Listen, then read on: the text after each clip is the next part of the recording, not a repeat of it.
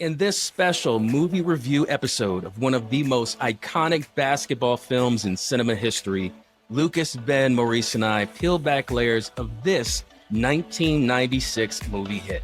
Moron Mountain has never been the same since these loony characters rose to the challenge of some wacky space aliens.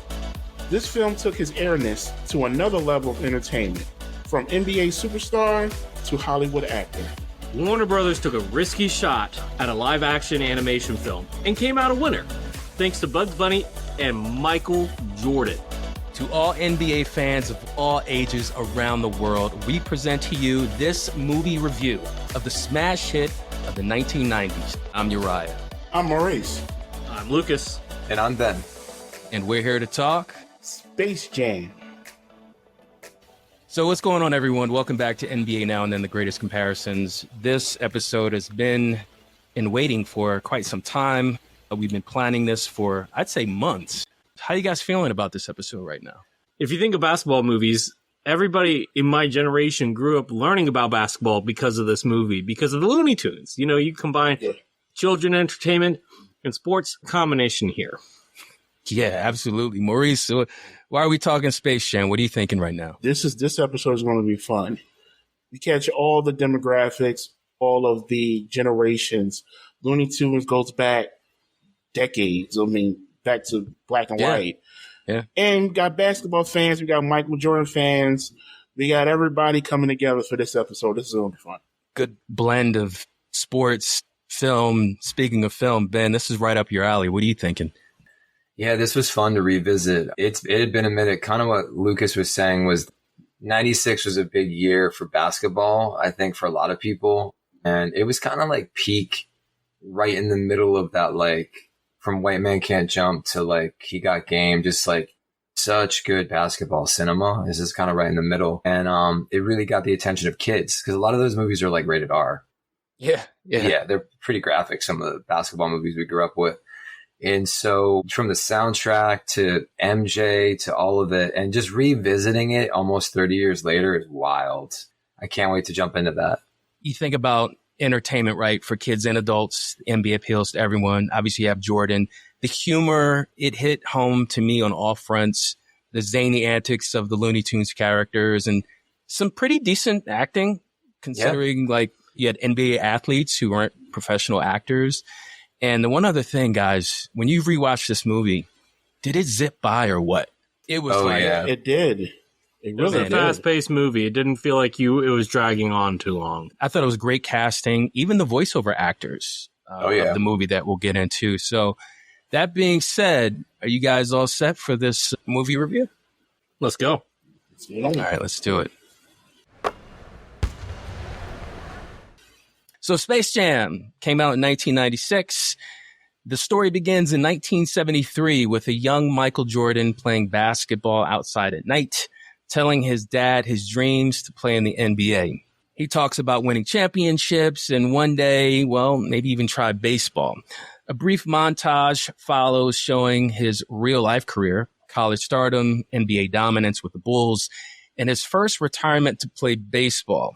We see him struggling in the minor league baseball system, but maintaining good spirits. Meanwhile, far away in space, the villainous Mr. Swackhammer, I didn't even know that was his name until we were researching. They never really say it. They might have said it once. Yeah.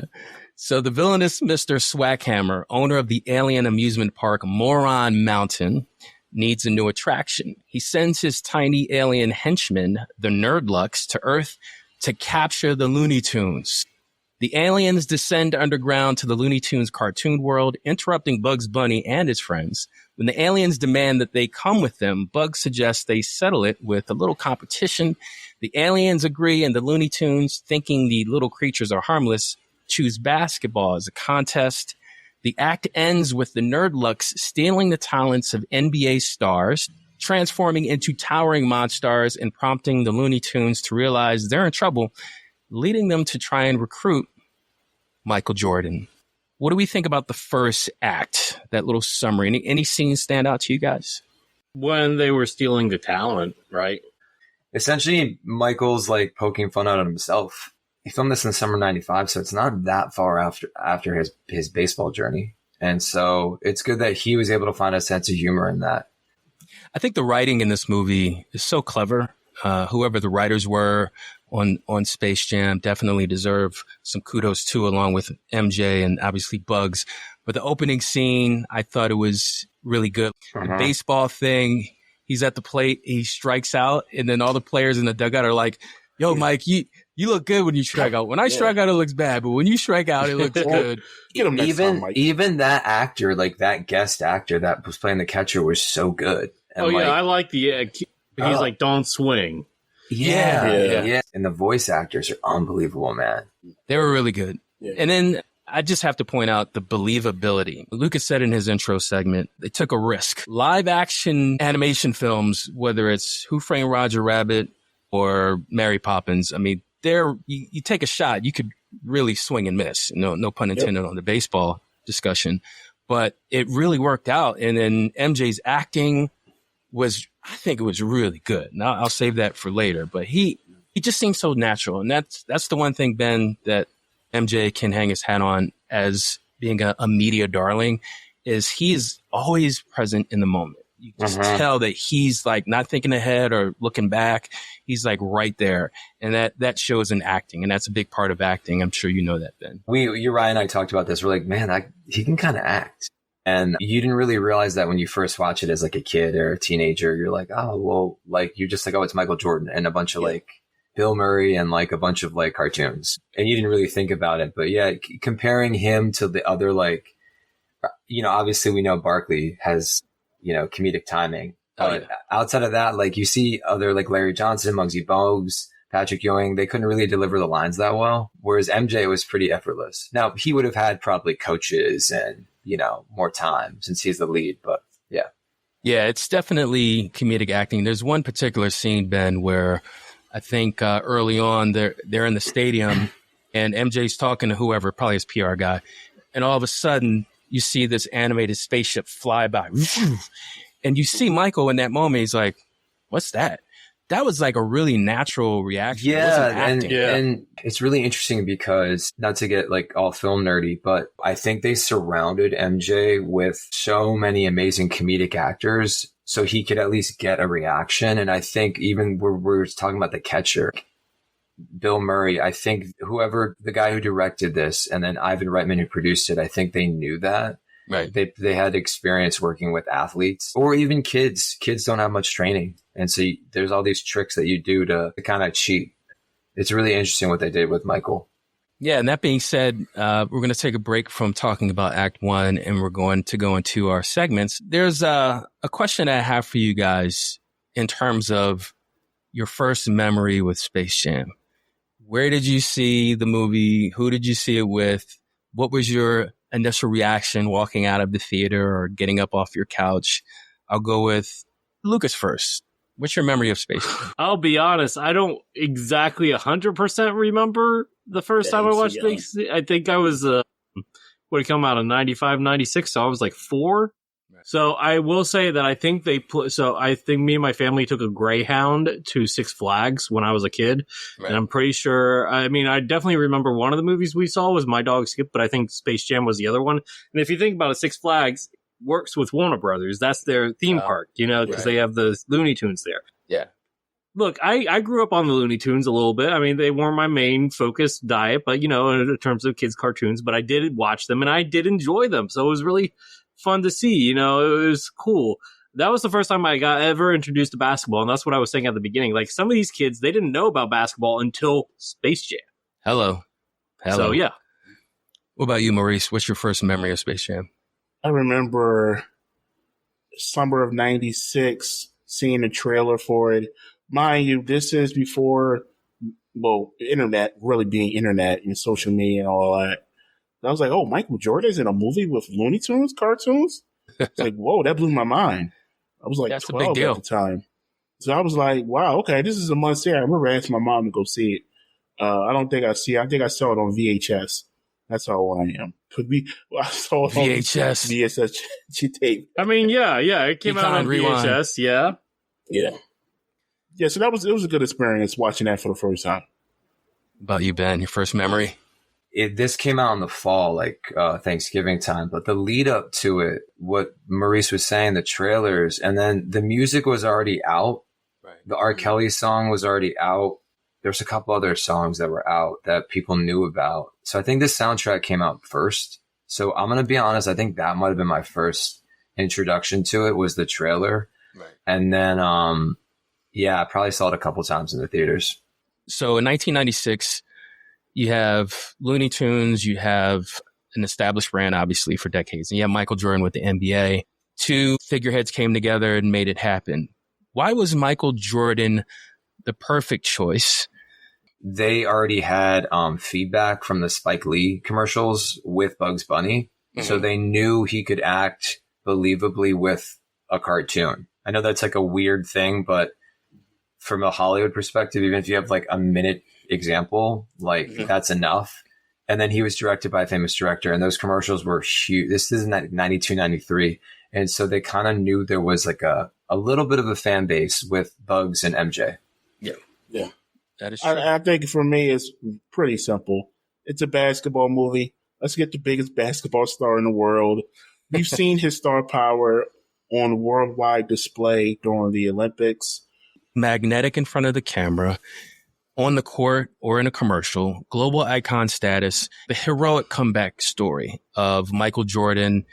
The baseball thing didn't work out. Obviously, he got booted from the playoffs against the Magic of the previous season going into he was done. We know, like, MJ was done about 6 weeks earlier than he normally is. Like, he was done late April. Early May, and he's normally not done till mid-June. So that's unusual. So he had that downtime. Absolutely. My segment on MJ is pretty much wrapped up. I'm going to pass it over to Ben, and he's going to be talking some behind-the-scenes stuff for Space Jam. Basically, Ivan Reitman was like, hey, we'll do whatever you want. We keep talking about MJ's acting. Really, he's playing himself, but he's doing it believably. And the biggest thing, I think, because most of the movie he does act with cartoons, right? Yeah. How does he make that believable? He's playing actual basketball. What's really fascinating about this film, it doesn't get enough credit for, is it's how they make Marvel movies now. So when they make Marvel movies believable, a lot of these actors, whatever Marvel movie, DC movie, a lot of times they're on a soundstage, just a big green thing, and they're acting with people that are in these all green suits. Sometimes they have balls. It's how they get the reaction. So they're physically acting with another actor. So what Ivan Reitman did, this movie is essentially a comedy. Right. He hired a bunch of actors from the Groundlings, which is where Will Ferrell came from. Most of Saturday Night Live's cast came from the Groundlings. I don't know if Eddie Murphy did. I think Pee Wee Herman did. So like half of SNL's cast comes from the Groundlings or this other studio called Upright Citizens Brigade. And so they hired all these comedic actors they put them in green suits. And those were I imagine they picked guys who had some basketball experience, but that's what they did. And so that's essentially how they made the movie, the basketball stuff, really believable. And then, they added in like Bill Murray. I keep wanting to say Sherman, and that's not the actor's name. You're talking about Wayne Knight? Yeah, Wayne poor Wayne Knight. He probably goes through his life with people calling him Sherman. I get him confused actually with the guy from Seinfeld a lot. Well, he is the guy from Seinfeld. He is the guy from Seinfeld. No, the bald guy. Oh, Jason Alexander. Yeah, I get him. Yeah. He's also on Seinfeld. And then Teresa Randall, Danny DeVito, Billy West, the actual Bugs Bunny. It's interesting to see Charles Barkley's early acting because it needed some work. It needed some work. It wasn't a natural yet. No, it wasn't a natural yet. He didn't find his moment. Obviously, Bill Murray really made an impact. He kind of stole scenes. And you saw MJ be really locked in when Bill Murray was there. And MJ's reactions just are so I talked about this separately. We just were kind of blown away with how good he was. And I don't want to do this comparing him to the other guy gets compared to, but his effortlessness of his personality kind of makes him the GOAT in my opinion. Those MJ, I don't know. MJ is just he's just natural. He's effortlessly cool. You can tell that LeBron James, I'll say LeBron James. Yeah. You can tell that he's trying to act Because have you Right. seen him in Trainwreck? Because that was not a The train wreck. Yeah. Yeah, he I don't think actually, it's- I saw him in that. He had moments that was okay. no. But John Cena was actually a good actor in that. But John Cena was a good actor. Good point. Yeah, but and LeBron's amazing in so many other ways that MJ was not. So like, I don't want to do the comparison thing. But as far as acting goes, MJ's kind of really good. Like every commercial we grew up on, like we took that for granted. That guy was killing it. He definitely was. And now here's a hoops tip from a former guest and a friend of the show, Sherwin Vassallo. Sherwin is a basketball trainer from Canada who's also the player development and assistant men's basketball coach for St. Boniface. There's a shared opinion with some of the top basketball trainers in the industry to focus on developing relative strength than absolute strength. I firmly believe that this recommendation does not apply to undersized players, as one of their most vital physical attributes will be their super strength. What an undersized guard lacks in size, they must make up for in strength. The increased strength leads to greater power output, quickness, speed, jumping, as well as enhanced resiliency to withstand contact throughout the season. So what does this mean? Should we be numbers chasing in the weight room? For the undersized guard, absolutely. In fact, undersized guard strength development should have a powerlifting structure to the programming, sprinkling in pattern-specific exercises that align with the demands of basketball. By contrast, strength for a prototypical basketball player still needs to be addressing strength, however, not to the same degree. Relative strength can be the focus for taller players as their capability of tapping into physical gifts, i.e. height, length, wingspan, becomes an option for them during gameplay. If you're an undersized guard, be sure to train the appropriate way. That way you are set up to be able to compete against players that are bigger, taller, longer than you. All right, so Ben gave us the behind-the-scenes information or details about Space Jam. We're going to go into Act 2. The movie is progressing. In the second act of Space Jam, the story shifts into full training and prep mode, with Michael Jordan officially joining the Looney Tunes cause. It starts with MJ golfing with Larry Bird and the comedic titan Bill Murray. After being comically pulled through a golf hole into Toon World, Michael learns the Looney Tunes must beat the Monstars in a basketball game to avoid being enslaved. At first skeptical, he agrees to help. Bugs Bunny and Daffy Duck retrieve Jordan's basketball gear from his house in a slapstick sequence involving his dog. The Toon Squad begins practice, but the Monstar size and intimidation make it clear that the team needs some serious work. We see a series of comedic training moments where the Looney Tunes use their cartoon abilities in play. Meanwhile, in Human World, the NBA reels from the sudden loss of multiple stars' talent. Games are canceled, arenas are shut down, and the affected players undergo bizarre medical tests. The act ends with Michael Jordan finally getting his hoop gear after a successful mission by Bugs and Daffy. Guys, what do we think about the second act? I like how none of them actually had shoes. None of them did? No, remember that they had to get the Did shoes? not notice that. I think he was the only one that had like boots. Because remember he asked them to go get his shoes in shorts. He's like, does anybody wear sneakers? Oh, yeah. I was about to say, like, the only two that I can think of is Yosemite and Elmer Fudd. Yeah. Yeah. And also, what I noticed about the act too was it was kind of scary because it kind of reminded me of the pandemic times a little bit. It kind of, was it foreshadowing it almost? It felt like it's foreshadowing, right? It became a meme. It did. Yeah. COVID. They had like something over the entire LA Forum, like covering up the arena, which is weird. I don't know how you did that. But yeah, they had to get the basketball players, was it Sean Bradley, Larry Johnson, Charles Barkley, Ewing, and Muggsy Bogues. They all had to get tests and try to figure out why did they lose all their talent all of a sudden. I did like the casting of a 7'6" Sean Bradley and 5'3" Muggsy Bogues. That was for a reason. When they were in Madison Square Garden, I was like, oh, this is like COVID. It's like the hysteria around it. And yeah, for me, it was just thinking about those players and like that time, 95, and just Charles Barkley and kind of all of it. And yeah, the stakes are really high. Like the stakes are really, really high of like the the monsters were pretty nasty. Yeah. Like, they were scary. Yeah, they were definitely Yeah. hacking. Yeah. Yeah, they were scary. So There's no I don't fouls remember- called. yeah. Well, when their powers got stolen and then they actually absorbed the power and they grew in that one scene, you see the moon in the background and the camera's looking up at them. That's an iconic scene.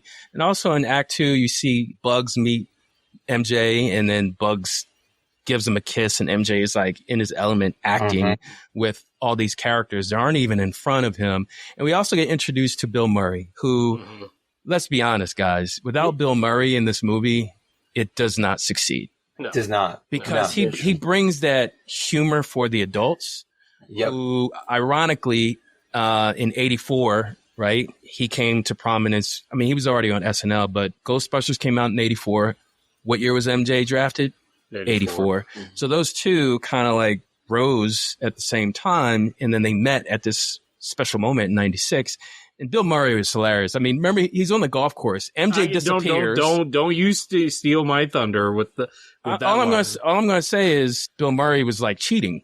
Like MJ disappears and he's going back with Bird, and he's like, I'll just put the score. It's like that, and I wonder if that's even in the script. Ben. And that's probably improvised. Yeah, I mean, not to like just him wanting to be a professional basketball player so bad is so funny. Right.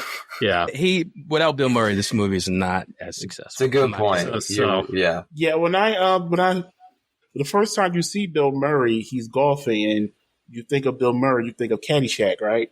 Yep. Oh yeah, that's right. So that was the first thing I thought of. This is from Caddyshack. It's like their worlds merged together or something. I don't know, but he was a great addition to this movie. So you remember that scene where all the NBA players were sitting around the seance in the crystal ball, and the gypsy is telling them like, oh, these aliens have come to Earth, and then Michael Jordan has to save everyone, and then they're like, nah, we don't believe it. And then I think it was Sean Bradley was like, maybe we'll try acupuncture. I want to point out something else with Michael Jordan and his acting here. Yeah. When a lot of in the 90s, and I mention this because my daughter loves the Muppets, right? I'm not changing gears, but I'm making a comparison here. Two of the best Muppet movies from the 90s was Muppets Christmas Carol with Michael Caine and Treasure Island with Tim Curry. And the reason why those worked, and I say this because it's a similar thing where real actors are playing with non-fictional characters, is because Michael Caine treated them like real actors, and Tim Curry treated himself as a Muppet like the rest of the cast. And I think that Michael Jordan, I'm just speculating, but I suspect that he, in his head, was treating these, cartoon characters as if they were real actors. Yeah, or something. The universal connection. I think that's because like he was being filmed. He was acting with actual people. Yeah, that's probably how it helped. So the first thing I want to talk about is how these guys got casted. Some of these guys were just casted based off of notoriety. Ewing, Larry. So Johnson. This is casted is an actors say this all the time. It's cast. You just say cast. Okay, well they got cast. It's partially on popularity. Ewing, Larry Johnson, Bradley. I think Barkley had the friendship connection with Michael. And if you really wanted popularity, you would have brought Shaq in. But you didn't because Michael Jordan just got beat by Shaq. Yeah, I think and don't forget about Blue Chips. Lucas is right because in researching the production, did Shaq make the finals that year? I think so. Yeah. I think 95. 95. Yeah, yes. they did. Yeah, so I think the Knicks might have been bounced a little earlier than they had been. So I think the casting was probably around that as well. Yeah. Well, I do want to note that I do have an article here about how Muggsy Bogues landed the part. Because Muggsy Bogues, smallest player in the NBA, not necessarily the most popular name, but not like a superstar or anything. He was injured and was playing in this movie. He was recovering from an injury. I did notice that while rewatching this movie. The scene where the three tall guys walking in the hospital and they hit their heads? Yeah. If you go back and watch, Muggsy Bogues isn't walking. He's in a chair. Not? Yeah, he was in a wheelchair. It looks like he's floating. Yeah, you can't see it. Yeah, you can't see it, but he wasn't walking. So he said this. The first thing is that him and Michael had the same agent. I didn't know that. David Falk? Yeah, apparently. Yeah. And for some reason, Warner Brothers were searching out who was going to play that role. I almost didn't play that role because, again, I had surgery right after our series, after the Chicago series. That's an interesting thing. I didn't know that he was injured. I thought it was just part of the gag that he was in a wheelchair and they had the 3 tall guys walk in. Speaking of Muggsy Bogues, Lucas, I just got to give you one of my favorite quotes from the movie.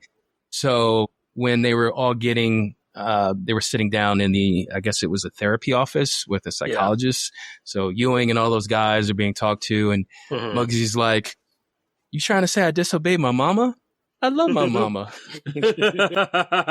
Larry Johnson's like, I've been MRI'd, EKG'd. I mean, those guys, their lines, they definitely nailed it. And they hit the mark on that.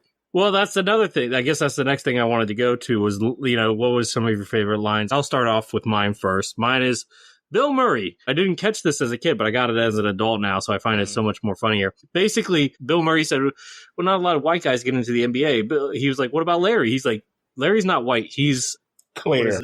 Clear, yeah, or see-through. And I don't know, it's so... See-through? Like Claire Denson? I don't know exactly the term, but yeah, he's basically clear. And he's like, he's not white. I don't know, I just found him really... Clear. Yeah, I forget the actual term here, but it was really funny. And yeah, so that's what I found funny. Anyway, that was my favorite line. What about you guys? I go back to when Jordan asked them to go get his shoes and his shorts. He's like, hey, they're my favorite North Carolina shorts. I wear them underneath. Yeah. I wear them underneath every game. Like, ew. Did you guys notice how on that special mission with Bugs and Daffy, they're sneaking around MJ's house and his kids are like, sleeping. Yeah. The whole time, Daffy is just so condescending and sarcastic toward Bugs. Of course. Your Highness. That's Daffy, yeah. But that's just, it's funny how they put that in that scene and then the dog is getting in the way. Like, and the kids didn't even care. They like nothing really happened. Yeah. That in a lot of movies though, because I remember him from like Little Nicky and Van Wilder too. That's the same dog? The same dog? I think it is. You can Wikipedia it because the dog from Silence of the Lambs has been in a ton of things too. Yeah, animals get cast a lot. There's like a meme about that dog's resume. The dog that's put in the basket is super famous. It's been in a ton of movies. My favorite scene is when it's Bill Murray again. It's when he's drawing up a play and then he's like really locked in. And then MJ is like, Bill, we're on defense. And he's like, oh, he's like, that's you, man. And then like just the timing of it. And that was the best moment between him and MJ, in my opinion. So, Ben, here's how it went down because I took my notes. So they go into the huddle and they're getting ready to drop a play like Ben said. And MJ starts speaking. Bill Murray comes out of nowhere. Here's how I see it, Duck. You kick it to the girl bunny down in the post. Dish it to the guy bunny. Swing it to Michael over here. Michael, you go to the hole and you dominate. And that's when it's like, whoa, Bill. We're on defense. That's the type of scene that gets the adults back in and kind of overlook all the Daffy Duck, Bugs Bunny. Yeah. So now we're going to talk about the epic pickup game that happened while filming. Now, Ben hinted towards this, that they built him his own court because this was after the Chicago lost their series against Orlando, and Michael was determined that that would never happen again. And guess what? He was right. So besides the players that were in the movie, save Muggsy Bogues because, he's still injured, there were other players that were in these games. Alonzo Mourning was in it. Grant Hill, Rod Strickland, Glenn Rice, Juwan Howard, Steve Smith, Cedric Sabalas. I mean, Cedric was in the movie, but right. Shaquille O'Neal came by. Magic came by. Reggie Miller showed up. I wish they would have recorded that. No, there's video footage. They do. There's footage, yeah. In The Last Dance. They did. Well, I mean, like the whole game or something. Yeah. And Tracy. There is footage of it, though. So, and I guess another person that was there was Tracy Murray. Now, I don't know who this guy is. I'll be honest. He's a good player. But he said, according to him, Wizards. He said it was like an NBA All-Star game every day. Yeah, I would assume so, yeah. Meanwhile, the whole time, MJ was sizing up his opponents going into the next season. It was like he was spying on. He's like, I'm about to win 72 games. Yeah. Right, yeah. Now, I think Veteran Center Olden Polonic came and made the mistake of thinking, this is Yeah, no. Olden who? Butchered that name. Is it Polynese? Is it Polynese? Colony, sorry. I don't. Guys, I was 6 when this Wait, happened. can you say his No, name? and Olden Polynese was like an OG back in the Yeah. 90s, so you Olden- definitely don't know him. What did you say Yeah. again, Lucas? Oldham, I don't remember. Polynese? Yeah, I don't It know. sound like the Chick-fil-A sauce. Polynese. I mean, it doesn't sound like a bad chick. I'm just going to say that. It Anyway, doesn't sound bad at all. but yeah, no, I can't actually. He came in the mistake of thinking it's a summer game. They're going to be bull-essing. Come to find out they weren't bull-essing. So he was not prepared for those games. Michael Jordan physically wasn't prepared for the NBA season. They made note of that during The Last Dance, and he had a baseball body. He had to get back to a basketball body. Yep. So the physical training was more important, I would say, than the actual scrimmage games that he was playing, the 5-on-5 games that he was playing. If Michael Jordan's Michael Jordan, I don't think he needs to scout the best players in the league. He knows who they are. But to get his groove back, you could say, those games meant a lot to him and the Bulls winning 3 championships. Here's the other thing. They also want to credit the singer D'Angelo for his first album dropped that summer, and apparently they were played at the pickup games. Really? Okay. Yeah, 96. I remember. I like that. Brown Sugar. That was the album. Yeah. And apparently, And then apparently Don McLean. Never heard of him. He was the former Pac-10 scoring champion, all-time scoring champion. He was there too, and apparently apparently he messed with Jordan, and then Jordan took it personally. Really? Jordan took something personally? I mean, Would never imagine that. never imagine. Yeah. He told him, thanks for coming, make sure you come back. And I'm thinking, okay, that's cool, McLean said, not thinking Jordan was plotting his revenge. When McLean did show up a couple weeks later, he played for the first time of the first game of the night. Jordan walks out to the court, says, I got McLean, and did not let me touch the ball for the entire game. And I was trying, and he was not letting me touch the ball. Don't poke the bear, as they say. Don't poke right? the bear. Yeah. Don't poke the bear. Well, here's some interesting facts. Getting NBA players was relatively easy, except for one player. Can you guys tell me who the one player they had a hard time getting and ended up, I believe, not being able to get? Well, there's an elephant in the room about it's all over the media. Scottie Pippen wasn't in it. No. Yeah, he wasn't in there, but that's not who I'm talking about.